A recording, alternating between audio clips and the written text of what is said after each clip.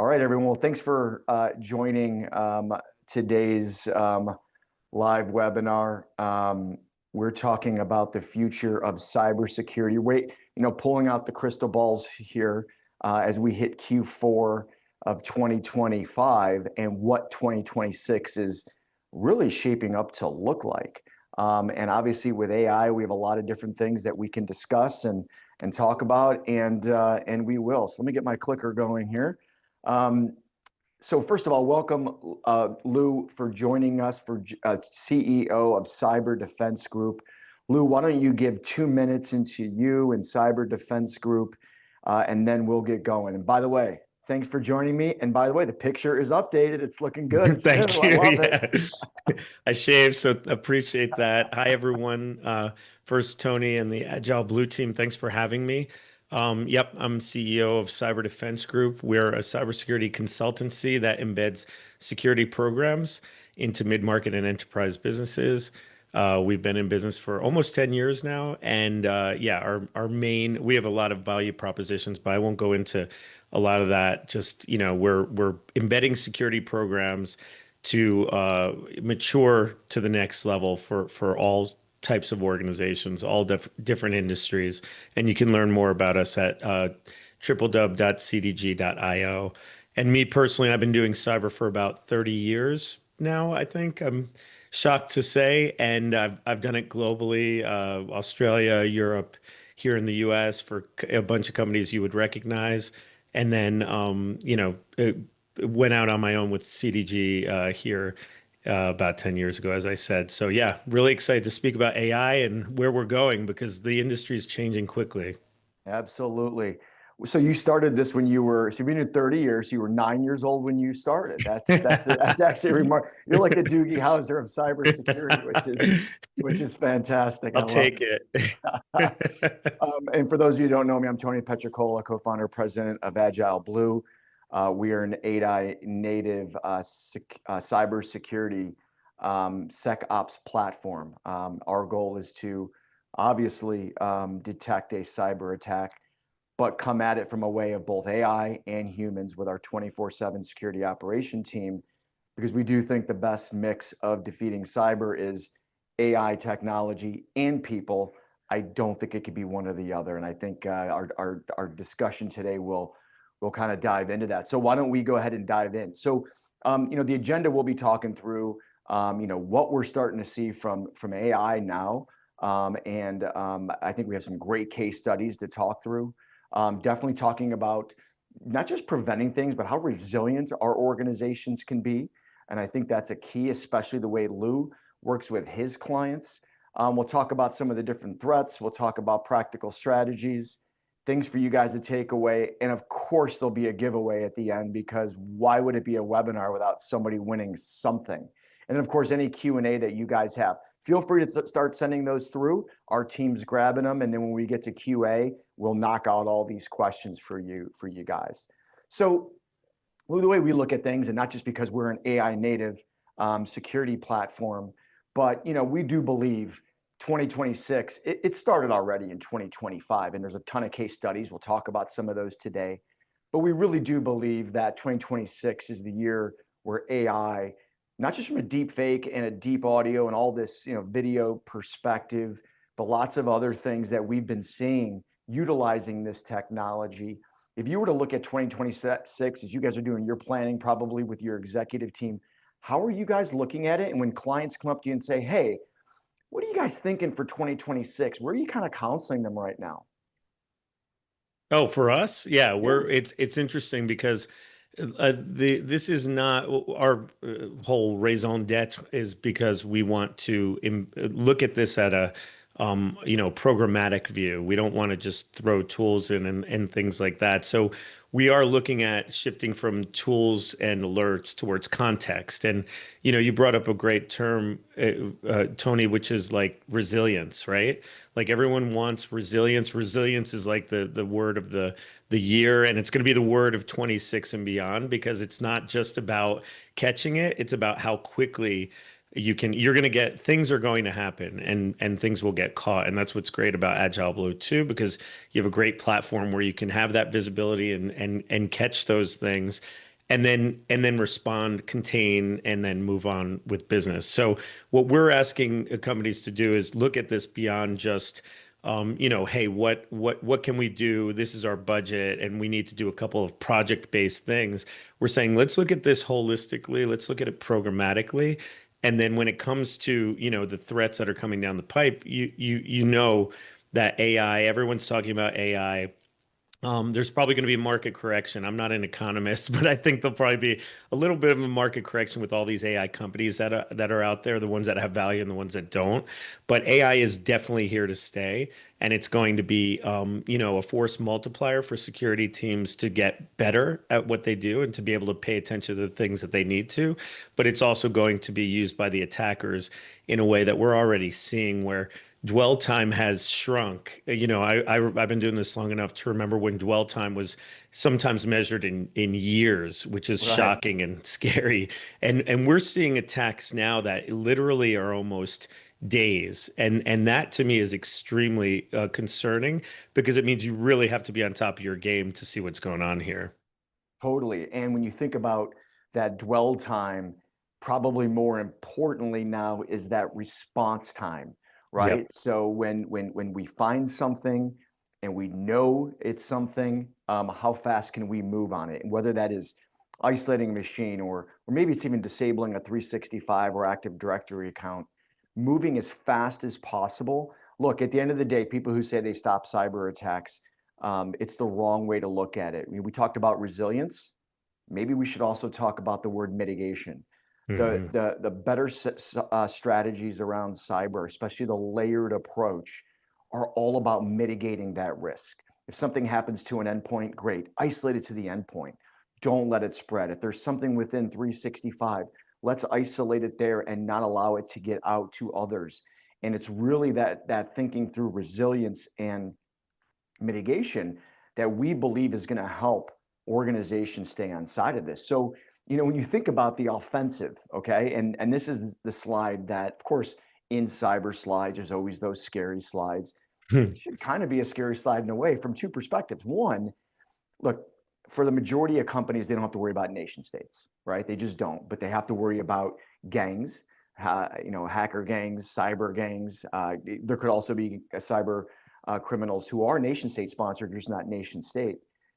But if you think about it, what AI has done is it allowed regular average people, non-extraordinarily smart programmers, to actually create things and put them in the wild, right? If 63% of developers are using AI to write code, both in a good way and obviously in a malicious way, this just turned, whatever, a million potential hackers into potentially tens of millions of potential hackers. And Lou, the last thing I'll say is this, and I'd love to get your feedback on this. Look, is there corrections with economies? Are there things going on around the world, regardless of where you might be calling in from today? Sure. Some economies are strong, some economies are less strong. But cyber gangs are always looking to not only make money, they're looking to disrupt.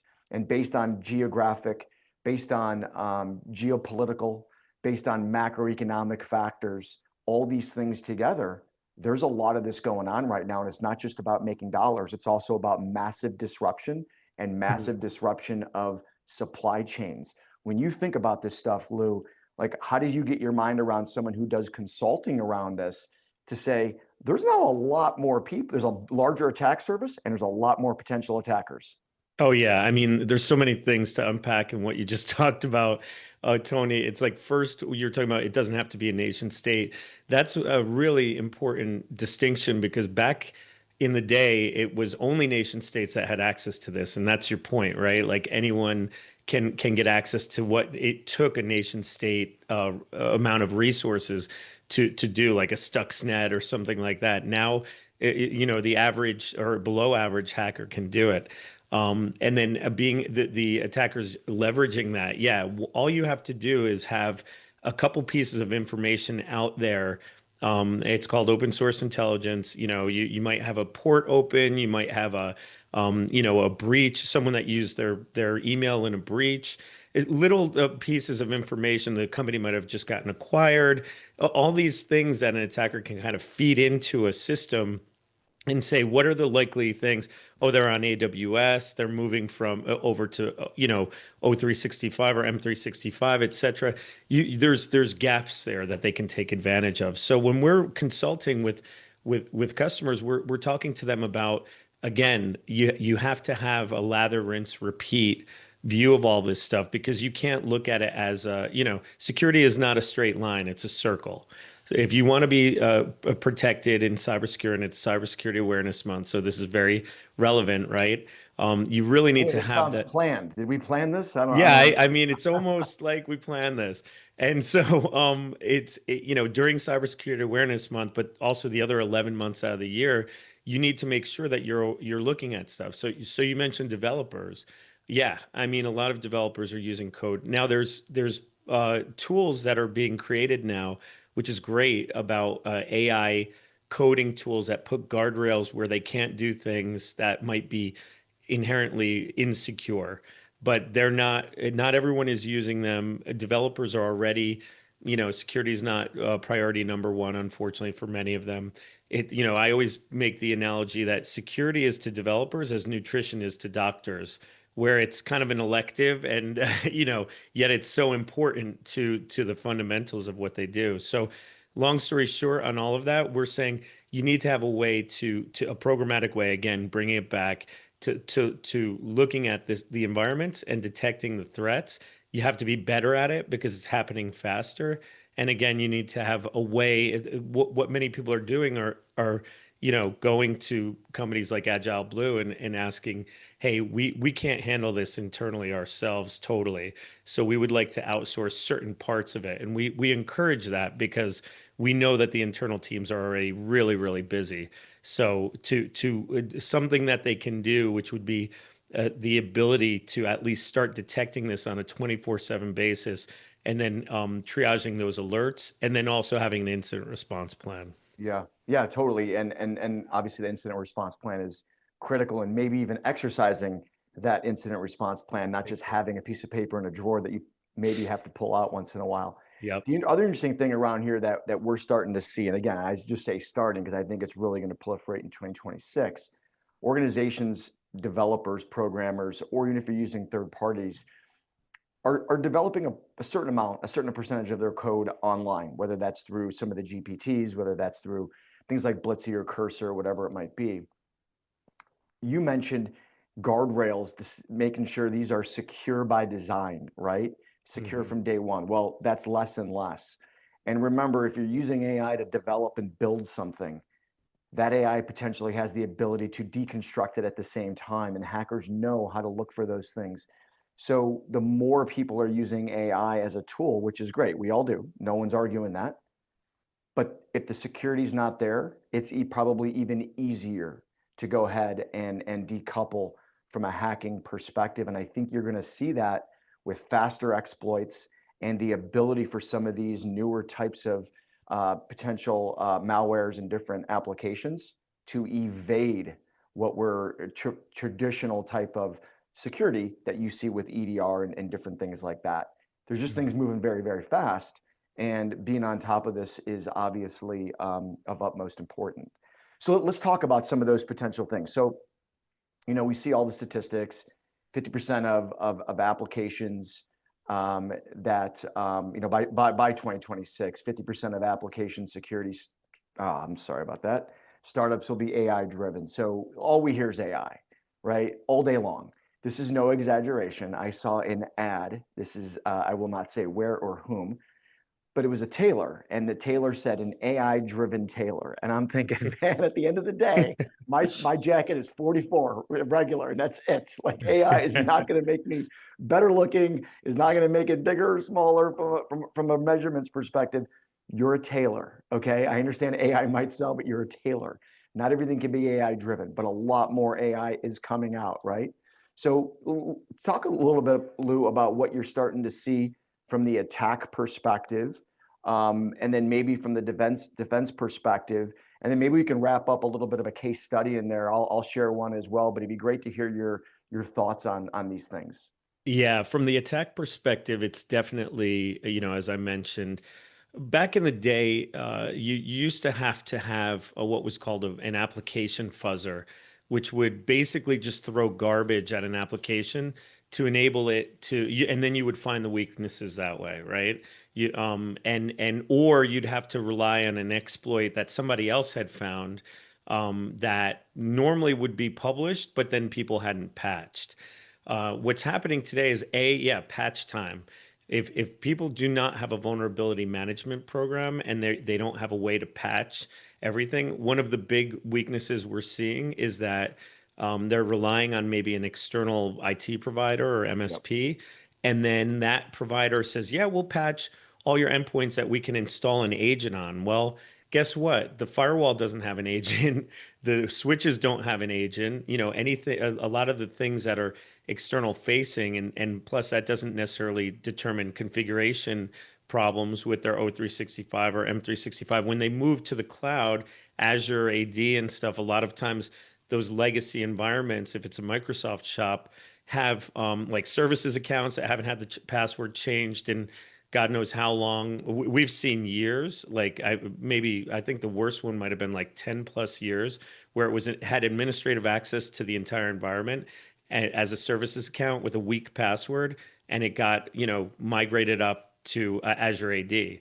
Right there, because of AI, those weaknesses are being probed immediately. Looking at the development, it used to be so many people are using secrets and code, basically hard coding passwords to databases and other admin access. They used to just upload it to either their code repository, which used to be private, or now GitHub, which is supposed to be private. But Right. then a local copy is, on the developer's workstation. Then what do you know?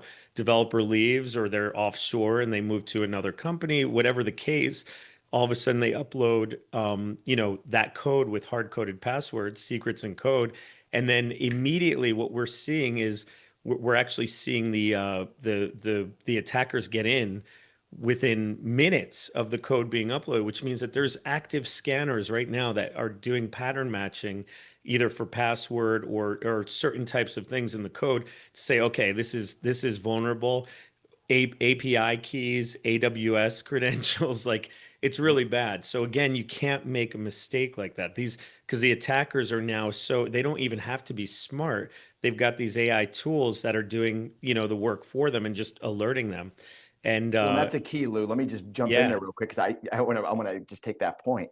You're right. They don't have to be smart. In the past, these were very savvy, very smart and sophisticated engineers that were just on the wrong side of things. They were the Lex Luthor of cyber, right? And exactly. that's what they were doing. Well, now this AI, like you said, is out there. It's understanding, it's seeing, it's scanning, it knows, and when it sees something, it's jumping on it fast. And that 100%. speed is what is the new, in my opinion, attack paradigm when it comes to cyber defense. It's about speed. Where, like you said, where dwell times and response times in the past you'd be measured in days, months, maybe even years. Now it might need to be coming down to minutes because things are literally at the speed of AI. And I'm sorry to interrupt you, but I wanted to make sure I jumped on that point. No, but it's a great point, and I'm glad you did, because also that is really the problem. It's speed, and so everyone has to understand that. And it's not to say, hey, gosh, throw your hands up in desperation, like, okay, so we can't do anything, we're going to get Yeah, hacked, right. because those days are over too. I mean, no one's going back to paper. I remember the days where if computers were down or the network was down, people were like, okay, well, we're still printing invoices by hand or taking credit cards with a swiper or Mhm. whatever. Every company is a tech company these days, so it's really important for them. They have to have some kind of baseline of investment in cybersecurity. And what's really important, and that's why you and I are speaking today, is they need to find the vendors like AgileBlue that can actually force multiply their budget. And I think that that's a real problem too, is because every vendor is offering a silver bullet. There's a lot of VC and PE money, obviously, in sales and marketing for a lot of the vendors for cybersecurity. And you were at Black Hat. Did you go to Black Hat this year? I popped in for like 3/4 of a day. Same. But Yeah. don't say I played blackjack or craps or anything. There's a lot of rumors I did, but I swear I didn't. If you walk the floor, you could see it. I mean, and it's funny, everyone slapped AI on there, just like the Everything. tailor, you know. So the problem is the customers, they're like, hey, companies need to protect themselves. There's all these you know, advanced threats now, and every company is a tech company. But what do? They have to find the vendors that are actually offering Yep. value. So No, it's a great point. And just to continue to pick up on some of the things that we're seeing, I'll give you two things. Well, one I'm going to cheat and give you a 1A, 1B. It's becoming a little less. I'm not saying a lot less because I don't want everybody taking away and saying he knows what he's talking about. A little less on some of the ransomware stuff. You've been seeing a lot more disruption of things. Think mhm. about Land Rover. They've been down. That production has been down for a few weeks. You're talking Land Rover, one of the biggest brands and exclusive brands in the world. That's been down, right? So that's disruption. That's not necessarily somebody hacked in, stole data, and ransoming it back, and they're having a moral quandary about paying that ransom. No, they've disrupted and taken down their facility. The Mhm. Japanese beer company that I will absolutely slaughter the name if I approach it, but it's like Asahi or whatever it is. I apologize. Good beer, Terrible, though. terrible with that. I just saw an article this morning in the Wall Street Journal that said I think they're just going to try to get that going again after being down for 2 weeks, no production. So look, these are big companies, big brands. They can weather this. Can the average mid-sized, small-sized business weather being down for 1 week, 2 weeks, literally down, whether you're a manufacturing organization, a law firm, or whatever? Sorry, I'm having obviously clicker problems. I'm the problem. But like, can you imagine being down like that? And we talk about deep fakes and phishing and all this stuff. A big part of the problem is IBM. I believe IBM came out with the stat at the beginning of this year. Over 53% of some kind of compromise or breach begins with a human being, right? It begins with us doing something we shouldn't be doing, whether it's malicious or negligent. Majority of Right. times it's negligence, but posting too much information on social on any type of social media, where you're going to be, where you're going. Hey, my whole team's with me in Miami. Great. That means somebody's not back at the shop, right? Yeah. Really giving too much information where AI can create these deep fakes, whether they're audio, video, and utilize this in a quick text message or in an email when your browser has 15 tabs open because you're multitasking. And I think we all learned no one's great at multitasking. We think we are. We suck at it. We're horrible at it. We should focus, but we don't, including me. And when somebody says, hey, well, I need you to do this real quick, and it's a text message or it's an email from your CEO, and it is his actual email, looks like it, and you just start doing things because can't upset people, got to move fast, and I got 53 other things to do. We're seeing people really get hit by this, where people are wondering, is it even worth training people on how to look for phishing emails anymore? Because the numbers are going up, they're not going down. Lou, Mm. what do you see in terms of that, and what are you seeing from a defensive posture? Yeah, I mean, this is another one of those things where the AI discovery is happening. We have had a couple of new employees over the last year, and when they join within a day of being announced, maybe sometimes minutes, they're getting texts or emails from me saying they have to go out and get gift cards or, you know, some kind of ridiculous scam, which, you know, that's obvious. But it just goes to show that, yeah, the attackers are like really on this.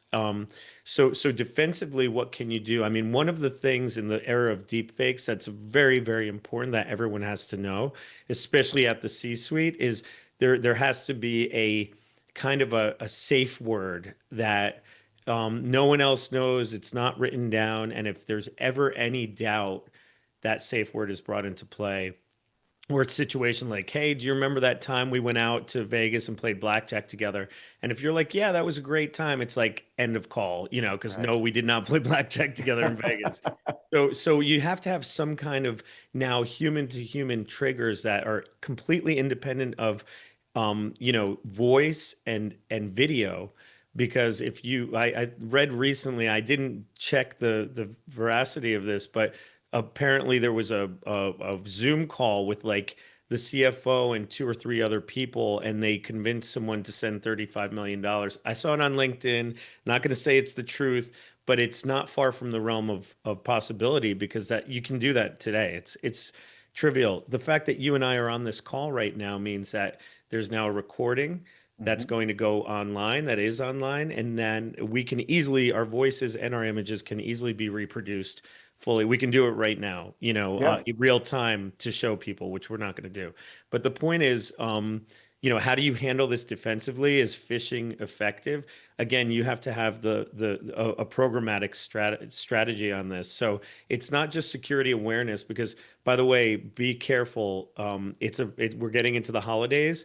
Oh, UPS and FedEx, that's my gosh, I got to get grandma's present. I hope it's not going to be late. And you get you're going to get those emails. I'm telling you now, careful. You're going to click on them and bad things might happen. So when you have a response strategy, when you have a full programmatic way of looking at this, when you have the capability to detect these things and contain them, that's what you have to do. You can't yep. just rely on, okay, our people are smart and they're trained up on phishing. Yep. Lou, 4 years ago, I'm not ashamed to admit this, 4 years ago, I shopped notoriously late for Christmas. I got a text said this gift has been delayed. Click here to reestablish something. It was a text message, right? Mm. I was stopped, but I was still in a car, but I was stopped. Don't look at text message while you're driving. I clicked on that link and my SIM card was swapped. Now, thank God Yeah, I had MFA on everything. Nothing bad happened. 9 hours on the phone though, with AT&T on one of my daughter's lost phones time. with AT&T getting things back working again. The average person doesn't have MFA like that. I think it's like 15, 17% or something like that on all their accounts. So MFA is a good thing. All these defenses are good things, but you got to be vigilant. Yeah, well, two things on that, Tony. One is kudos to you for being courageous enough to admit that. Me too. I'm not going to lie. I've been, victim of. I haven't luckily gotten my SIM swap, knock on wood, but I've had, where they've looked like the bank, and for a second I believed it. But the second point on that I would love to everyone that's watching and listening, put a pin on your SIM card.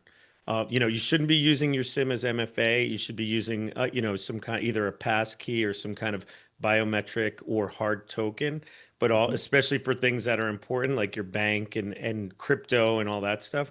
But secondly, if you can put a SIM, it's a feature on any phone. You can add a pin to your SIM card, and even if they try to swap it, they're not going to have the pin, and therefore you'll avoid that attack in the future. Yeah, when I set mine up, when this happened to me, the carrier I use, which I will not name, now has the ability where you can only input it via voice. So it's going to go through your password, your 4-digit code, then the SIM for your 4-digit code, and it has to be done verbally. So there's like a triple threat to that one. Yeah, But again, how many people have actually done it? It's still under 10%, I can tell you. It actually might even be less than that, but it's definitely less than 10% for of sure. people who have actually done that. Yeah. Yeah. There's an inverse curve between security and convenience, unfortunately. So the more convenient something is, the less secure it's going to be. I ask people all the time, why don't you do MFA, or why wouldn't you use Dashlane for your or LastPass for your passwords, or why don't you do this? And it's like, it's a pain. Yeah. It's a pain. That's their answer. It's a pain. I'm like, no, I get it's a pain. Trust me, I get it. But when you're running a company and you have servers and 365 and AWS and Azure and you have all this stuff, you got to have multiple layers of protection, not just from a personal perspective, now from a corporate perspective. And that obviously limits the amount of people who can access it. And sometimes at small and mid-sized organizations, that's a big ask, and that's not a good Big thing. time. Big time. So Yeah. let's talk a little bit about resilience. We mentioned it earlier in this call, and I think this is a great quote by Harvard Business Review. By 2026, and I'll give you a scenario around this as well. CISOs will be measured by recovery speed. There's that word again, speed, not just by how many attacks they block. And the way that we've all heard what I'm about to say 50 times, but defensively, you got to be right every single time, 100% of the time. Hmm. Offensively, 1 out of 1,000,000, but you're gonna get through. When you get through, you've now become a hero to those people. Like, it's hard to play defense when the stack is hard, you're stacked against you. But talk a little bit about resilience, and I'll have a case study I'll share here in a second. But Lou, when you think about resilience, how does that help the modern day CISO? How does it help the modern day CIO who could be being both the CIO and the CISO, which you're seeing in a lot of Oh yeah. organizations these days as well? Yeah, well, I mean that's a mistake. It depends on the size of the organization. And Sure. again, that's why we encourage outsourcing. If they're not big enough to have both roles, we say, hey, we can help with that. Obviously, if they do have that role, we are still able to help because we can augment the team, not in a traditional butt in the seat, but to really just give horsepower. But what resilience, how do you determine that, and what are the modern CIO and CISO doing? It's downtime costs are measurable, right? You can actually measure when downtime happens, and we have a actually I'll do a shameless plug of a calculator we have for incident response. And the reason I bring that up is it's on our website. I can't give you the URL because I don't know it exactly, but you can search for it. But essentially, and my marketing team will kill me for not knowing that. But essentially, what you can do is look at the soft costs, which are not just the hard costs. The hard costs are IR firm, an incident response firm external that you're going to need, legal costs, maybe some regulatory fines, maybe depending on how big the breach is and how many people get going out there and getting data protection, ID protection for them, ID theft. There's a cost for all that. It's in the millions sometimes. It's not pretty. But then there's a soft cost. You mentioned it earlier. How many mid-sized companies could deal with a week down? We've seen it. We've been part of those breaches. They limp along and they can do it. It depends on the size of the company. But so there's productivity hit. Then they inevitably have to get more IT help to help rebuild. Usually it's a complete rebuild of the environment. Then they have reputational damage. And one thing I've learned, I know that you know this too as a business owner. I've learned a lot about sales. I'm more of a practitioner, and I've learned a lot over the last couple of years about sales and marketing. Pipeline, like how does your pipeline shrink? How much do you want to protect that? Because you give your potential customers, prospects, any reason to go to a competitor. They're already looking for holes when you're going through the sales cycle, right? Now, all they need is, oh, sorry, we can't sign that contract because our systems are down. And even if you lie and say, oh, like the airports do and many other companies that you mentioned, they're like, oh, just a temporary disruption in the network. It's like everyone knows what that means. It's a cyber Totally. attack. So Totally. so essentially that there's these soft costs that are not going to hit the P&L. They'll hit the P&L because your revenue will be down, but they're not necessarily a line item on the P&L like lost revenue because of pipeline Right. destruction, reputational damage, things like that. So, and then your insurance premiums, or if you even had cyber insurance that would cover you, and that's getting increasingly hard to get, that they're going to go up, significantly. So, all of these things are the soft costs. So we try to kind of look at this as reframe it as an enabler. Security is not, it traditionally was we're the gatekeepers, you can't do this. I mean, a funny story about like probably 20 years ago, the Marines used to put glue in the USB drives or in the USB ports so they physically couldn't be used. Yep. So those days are over. Security will enable the business to do more. So that's the way that we speak to the C-suite and especially in the board when they're trying to get budget too. It's like, yeah, there's all these threats. You don't want to be Chicken Little talking about the sky is falling, but you know, the CISO should be looked at as how many attacks can be blocked or how much resilience you can measure that by, hey, we got AgileBlue, which is not elevating useless alerts. They're very, directed alerts. These alerts have already been vetted, and that means, hey, they're things that really need to be looked at. Let's say there were 15 in the past month, and out of those, we did anyone know that those alerts happened? If no one on the C-suite knows that those alerts were bubbled up, that's a success story. That means that the Sure. business that's resilience right there. Whereas even one of those would have been a company stopping event. It would have brought the network down. So I think that's what that's one way to look at it. And the other Mhm. is, yeah, say it's an investment. When you put money into security, it's not a cost center.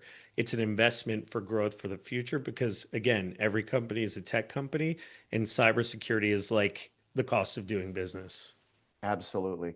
And I think also I'll add when it comes to that recovery speed, it's interesting, and this is an anecdotal thing I'm about to say.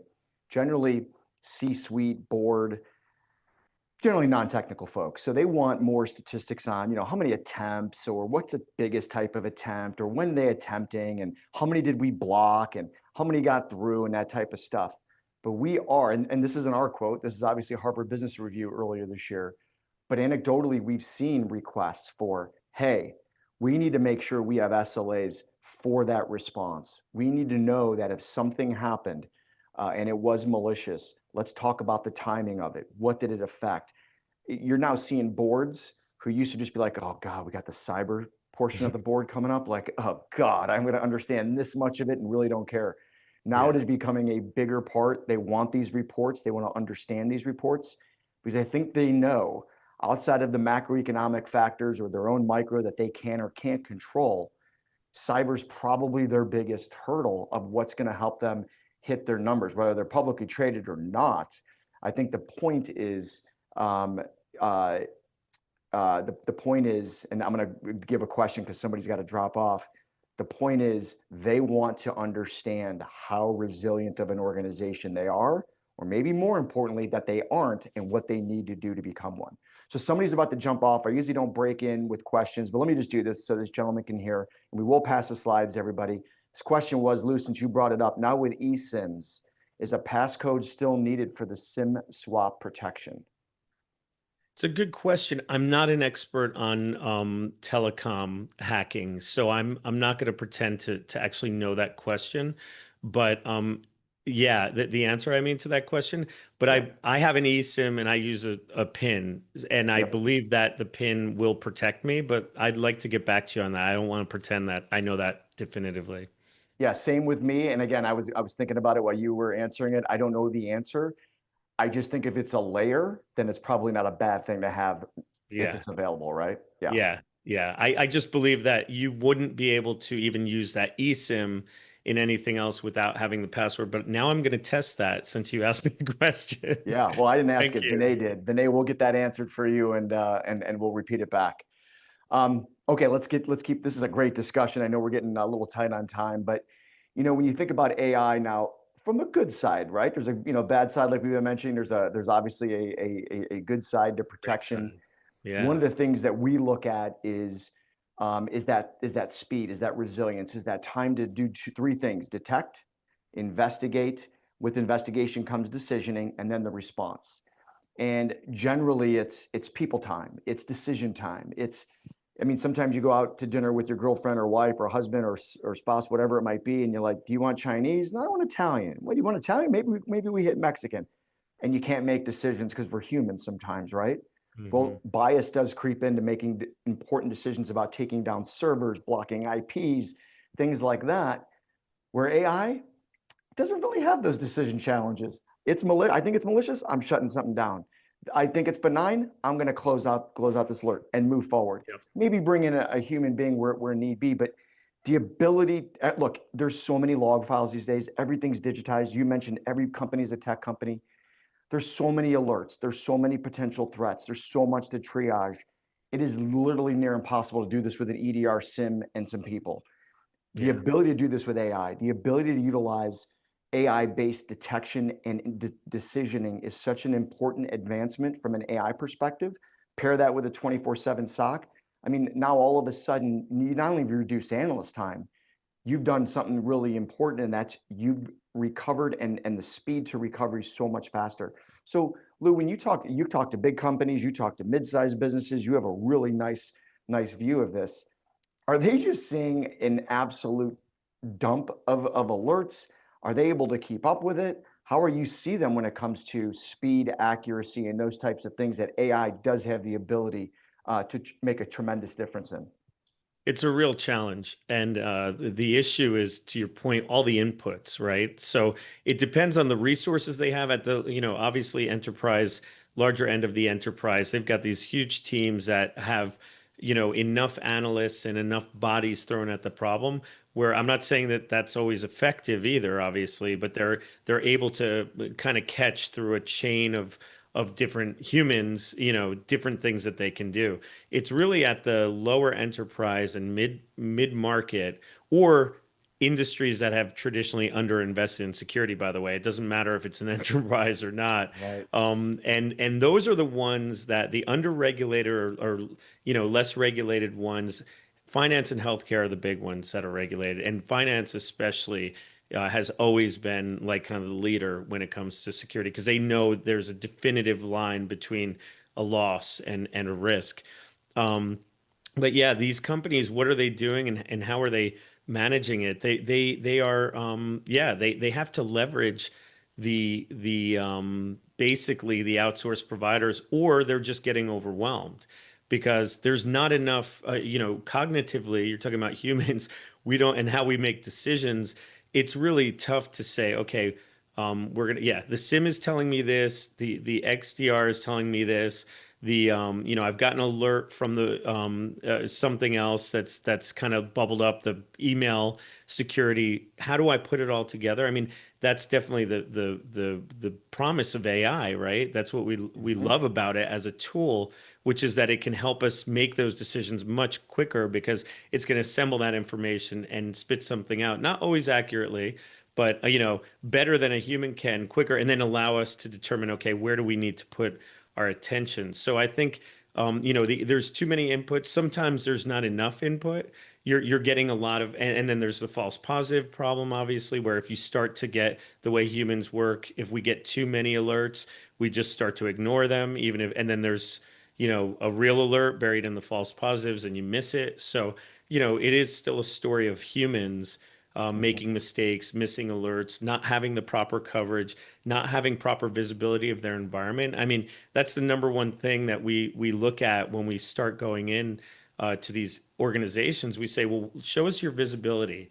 What kind of visibility you have? Even if we're doing kind of an IR, incident response tabletop, we do a capabilities assessment and we say, what in your, okay, here's your program, here's your policy. Sometimes it hasn't been updated, to your point, in many months, hopefully not years. And we start to look at it and we're like, we're not just going to do a tabletop. We're going to say, what is your capability to actually detect something bad in your environment? And Right. typically, almost across the board, I would say there's very few organizations that we've dealt with of all sizes that really feel like, okay, we know all of our assets. We know, we've got a good picture of what our attack surface is. We understand the threats against our environment, and we have a threat intel feed. I mean, all these things that you're talking about, that's what something like AgileBlue does, and gives kind of in a package where organizations usually have to get a bunch of different vendors and make them speak to each other. One Yep. last point on that is, I remember I've been in the industry long enough to remember the McAfee EPO, e-policy orchestrator, which was this, elusive single pane of glass. And same thing, they took a bunch of different vendors, uh, uh, acquired them, and then tried to squish them into this box, which would have been great, but they just never did it effectively. Mhm. No comment on what Palo Alto is doing. Hopefully, they're going to be able to execute, but not to bring up vendors. But my point is that everyone needs that kind of single pane of glass, and they Totally. just don't have it right now. Well, absolutely. Look, there's a lot of smart people on this call, so I'll add something. Look, AI is not perfect, right? We all know there's hallucinations, whatever that might mean in terms of a percentage. But the early statistics we've seen since AI has been way more prevalently launched within cyber, let's just say over the last 12 months, even though it's probably been more like 18, traditional machine learning about 92 to 94% in terms of accuracy, AI getting to the 98s. So AI is able to crunch more data, make more intelligent investigations and more intelligent decisions. There's still going to be a gap. There's still going to be misses. Nothing's 100%. But I don't know any human that's 98% accurate. Definitely not Tony Petrocola, let me tell you that. And not even 93% where machine learning was, which we've been using for decades and decades now. So the numbers are there to keep up with the explosive alert volume, to take care of everything that's digitized these days. Because, like you said earlier, every business is digitized, every business is a tech company, right?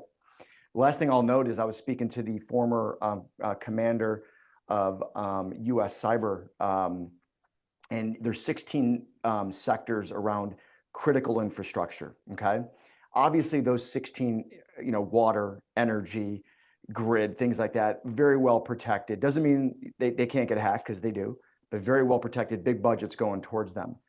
Where there isn't big budgets going towards is the supply chain into those organizations. Hmm. Mid-sized businesses, smaller enterprises, small businesses that supply into those critical infrastructure organizations that do not have great cyber, and they could become the weakest link. So if you're an organization that does provide information, services, data, whatever it might, any type of service to a critical infrastructure organization, they're going to be really looking hard at you, because you might be the weak link, not them, but they could be brought down because of that. Oh yeah, it's really, if I may Please. interject, it's really interesting with these AI companies that are popping up all over, and startups, because they're asking you to share your data, some of it very sensitive. And then if you go to I always go to their LinkedIn page and I look at their security team. Like they've typically got something on their page, security, and it's usually hosted by something like Trustpilot or Vanta or something, which is Yep. just like, hey, we have all this stuff. That's great. But when you look and there's 10 people and no one has security in the title, that's a real indicator. So, to your point about third party, it's basically third party vendor management and supply chain, SBOM, software bill of materials. We just saw that recently with the SalesLoft drift Yep. and Salesforce, because what happened there, that was a third-party SaaS app that rides on top of Salesforce that many, many big companies went through. And so many questions on that about how was that third party risk assessed? Was it just like, and then who did it? The marketing team might say, hey, we need this. And, to their point, sales and marketing needs a lot of that data. But when you're moving so quickly, and you're not assessing what these third parties are doing, and then also beyond that, the software that's embedded, it's a Yep. real issue, real blind spot, and we're going to see more hacks based on that. Yep. Yeah, there's no doubt about it. Everybody's SBOM needs to be evaluated. Very few companies have their SBOM thoroughly evaluated. I will 100%. tell you that. And that is going to become an attack surface, because if they can't get in one way, there's another way to get in. And just like you Exactly. said, that's the way to go. All right, we're Yep. getting tight on time. We want to make sure we answer some questions too. Real quick, looking ahead, 2026, we all know AI is reshaping the industry. We all know we need to reshape our defenses as we look at it. What's something you would add that you're looking ahead to 2026, Lou, that you think needs to be on people's minds? Yeah, I mean, we spoke about SBOM. I think that's one of the major Yep. ones. Context around all these alerts, like how do you take that and translate it into business outcomes and things like that. Elevating the conversation from the practitioner day to day to the business and the C-suite. I'm encouraged that it's moving up to the board. And you're right. I remember, giving a presentation to the board, and everyone would have their heads in the laptops. If I didn't say anything related to revenue Right. or P&L, it was like, no, you're done. So now that's happening, and the board is definitely more alert when the cyber person comes in and speaks to them. But I think we're going to see a correction in the market in AI. I think it's pretty obvious, because it feels, I was around in 2000, feels like 2000 all over again with the dot-com boom. But that doesn't take away the utility of AI. We're going to see companies that are using it effectively continue to really innovate and accelerate because of their use of the AI tool. And one last point on that, it's kind of Yeah. like the wheel, right? Like Yeah. people, when the wheel came out, you had people that might have been, hey, the wheel's the next thing since Dutch tulips or something, and maybe selling wheel companies. But it's the people that created the chariots and other things that use the wheel as a tool to go faster. I think that's the way to look at AI. I'm with you. I would echo all those sentiments. All right, so we're getting tight on time. We'll do the giveaway here in a second. Why don't we do QA, and then we'll be back. Sam, were you going to share some of the questions? And by the way, Lou, your marketing team, they're upset with you. I know. Thank you, Karen. But she did put the URL in this thing, which we will Yes. add to the deck. And that URL for everybody, cdg.io security budget template. We'll make sure that's part of we don't want to see you get fired, Notes. Lou. We don't want to Thanks. see the I know. marketing team revolt on that. I'm on a thin rope already. We all are, my friend. Sam, you have a couple questions that came in from the audience? We do. Hey guys. So we have one that just came in that George just had asked. Thank you for submitting a question. He wanted to ask you both. He said third-party risk, as you just spoke about, is a huge issue. How do you see the access required for the AI cybersecurity tools being granted / established and then protected themselves? Question. You want me to jump in first? Yeah, go ahead, Lou. You take the Yeah. first one, I'll add, and then we'll take the second one and add if there's a second one. Cool. Yeah. AI security is data security. So you need to have a data strategy first. So, again, move fast, break things, but don't give open access to everything to those AI tools. You need to put the company through a proper third-party risk assessment. Yep. Really understand, if they don't have a security team, are you going to accept the risk? What data are you going to share with them? I would say don't share critical data with anyone that doesn't have a proper security program or team, even if it's outsourced. The second thing would be, do you understand what data you have, what's critical and what's not, and what your employees, do they understand that too? Do you have a data handling policy? Do you label data? Do you know where it's used? Do you have a data map, et cetera? So I would say that's one way AI, look at it from a data perspective and start with the data. Secondly, there are tools now that are helping determine, again, we don't want to get too tool heavy, but can help with data that you're sharing with AI platforms. And I'm not going to name any because there's too many, I think, to name. But again, the ones that shake out will be the winners. And I think there's a couple that have gotten like their Series D already after 1 year in business. Yeah. So Yeah, you'll exactly. see them out there. The other thing I would add, and you bring up a great point around data, totally agree with that. It's also who has access to that data, like Lou mentioned, and then monitor how those people who have access to that data actually and what they actually do with that data.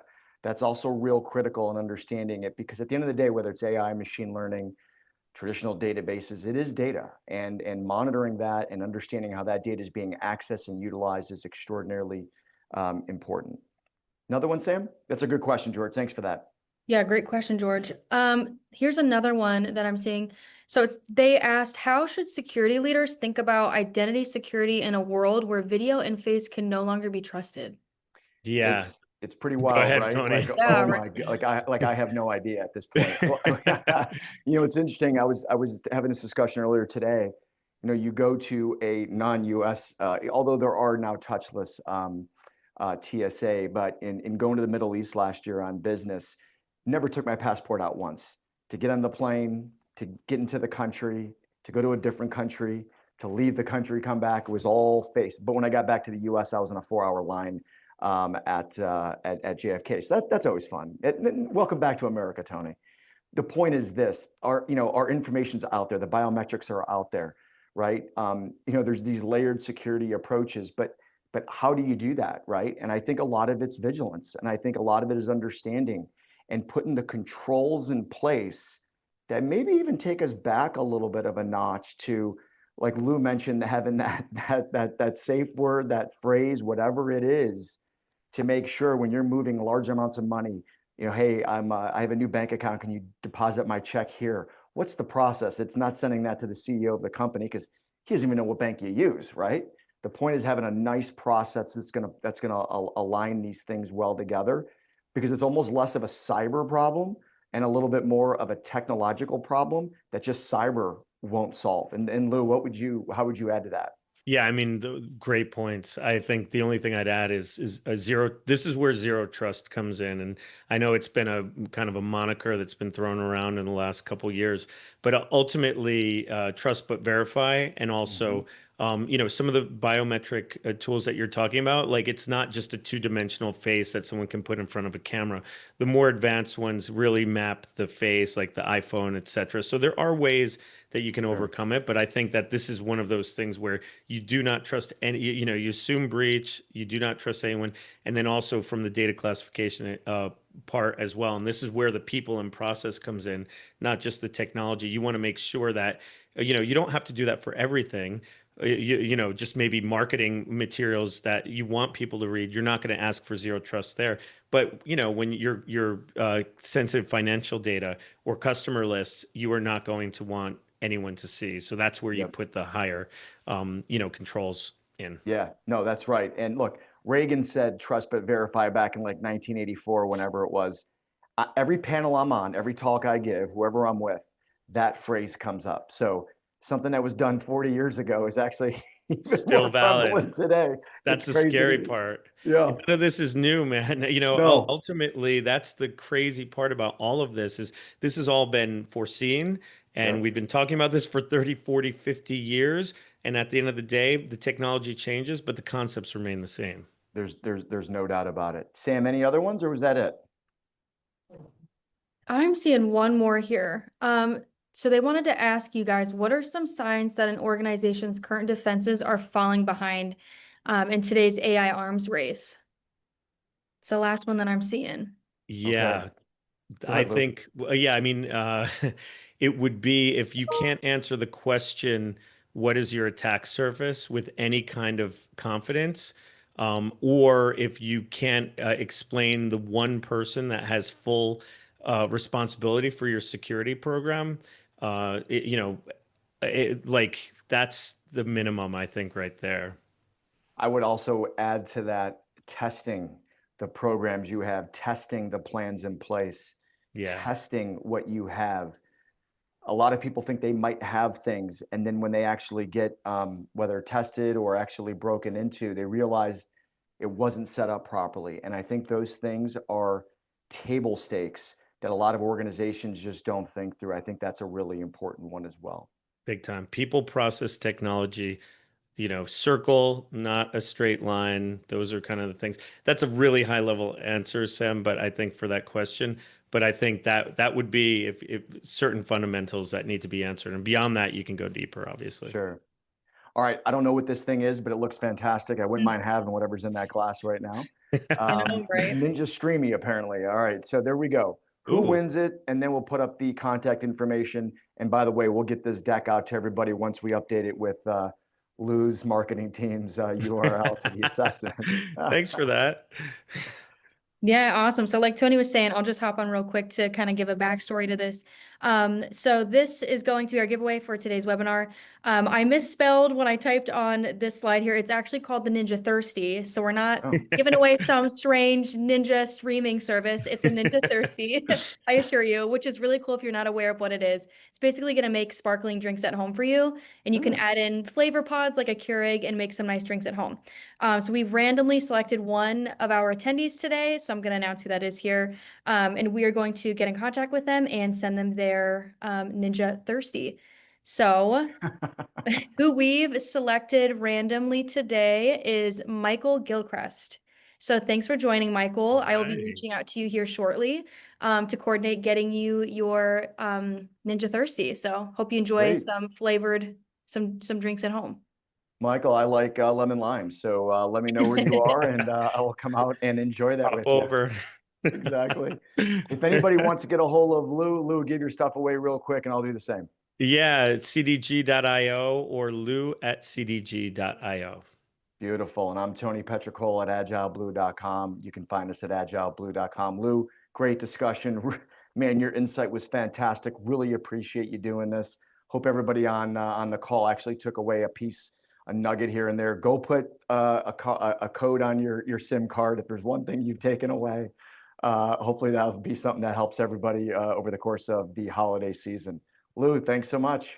Thanks, Tony. Always a great pleasure to speak to you. Always a All great right, convo. everybody have a nice afternoon. Thank you so much for joining. Take care, everyone.